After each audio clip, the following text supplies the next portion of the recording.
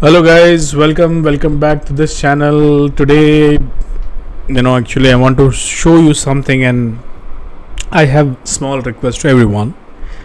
अगर आप ये वीडियो देख रहे हैं और आप 18 साल के ऊपर के हैं जो आप वोट कर सकते हैं, तो मेरी आप सभी से गुजारिश है कि कृपया वोट करने जाएं और बीजेपी और मोदी जी को जिताएं. इस बार प्रॉब्लम ऐसा है कि विपक्ष में ऐसा कोई भी नेता नहीं है जो इसके नाम पे, जिसके काम पे वोट दिया जा सके. तो हो ये रहा है कि सबको लग रहा है कि मोदी जी जीत रहे हैं, मोदी जी 400 पार हो जाएंगे, 300 पार हो जाएंगे, 350 पार हो जाएंगे. लेकिन एक बात ज़रूर है जो मैं यहाँ कहना चाहता हूँ कि आपके वोट के बिना वो एक पार भी नहीं हो पाएंगे. एक वोट भी नहीं मिलेगा आपको. अगर आप उनको वोट ही नहीं करेंगे तो वो 300 पार तो क्या 100 पार भी नहीं होने वाले हैं. और यही गलती हमने बहुत पहले 2004 में अटल जी के समय की थी.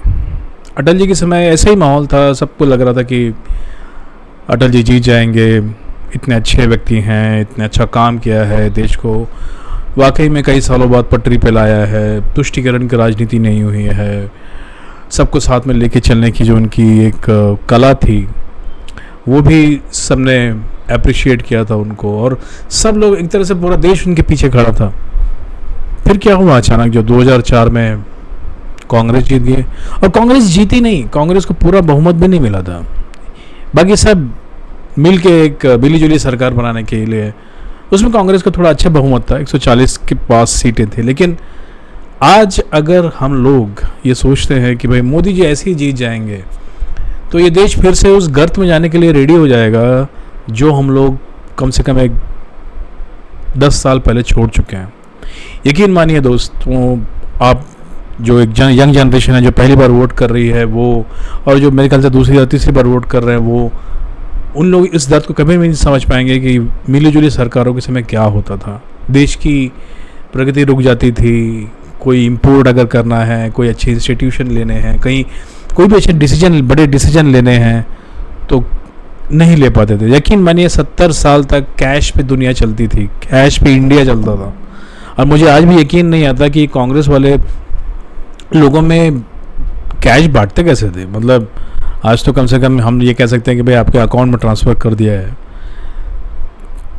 तो ये सब जो गरीबों को दान देते थे, गरीबों में पैसे बांटते थे, वो आखिर में कितने बांटते थे, कितने मिलते थे, इसका कोई ठिकाना नहीं है दोस्तों. करप्शन हद से ज़्यादा बढ़ जाता है. यकीन मानिए इन सब चीज़ों को देखने के बाद आज यही महसूस होता है कि अगर आपने वोट नहीं किया, और आज हम जो भी देखते हैं वो एक वोट की बदौलत है. 2014 में हम सब ने वोट किया था मोदी जी को, और मोदी जी ने 2019 तक देश को काफ़ी ठीक किया. फिर 19 के बाद कोविड जैसी चीज़ों को, आज यकीन मानिए राहुल गांधी, कांग्रेस की लीडरशिप क्या कोविड जैसी सिचुएशन को हैंडल कर पाएगी फ्यूचर में. मुझे तो आज भी यकीन नहीं है कि वो कभी कोविड जैसी सिचुएशन को हैंडल कर पाएंगे. कोविड तो छोड़िए, बाकी और किसी भी चीज़ को हैंडल नहीं कर पाएंगे उन लोग. वो समझ भी नहीं पाएंगे. उनकी भी गलती नहीं है क्योंकि उन्होंने कभी राजनीति देखी भी नहीं है.